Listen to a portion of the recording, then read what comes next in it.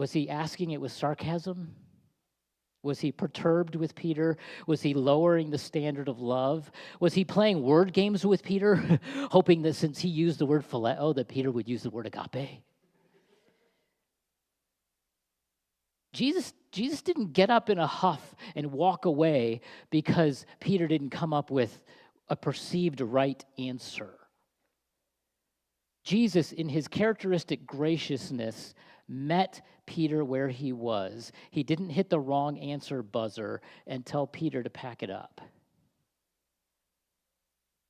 My friends, Jesus actually stepped toward Peter, not away.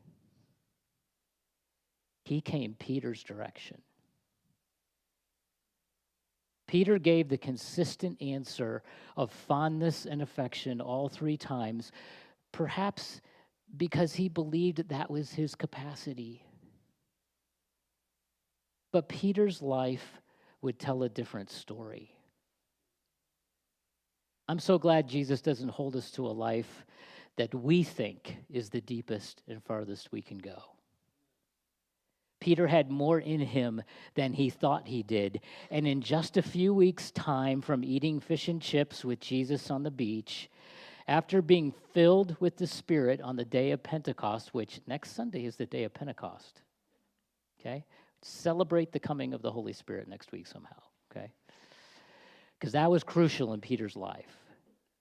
Peter would give the sermon of his life, and 3,000 people would respond to the call to follow Jesus and be baptized.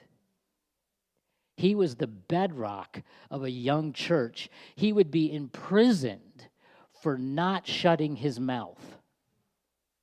And ultimately, as history tells us, he would be crucified upside down at his request so that the death of Jesus would remain distinct and unique from his own. I want you to listen carefully to this. He did not say agape, but he lived agape, which is much better than saying agape and living phileo.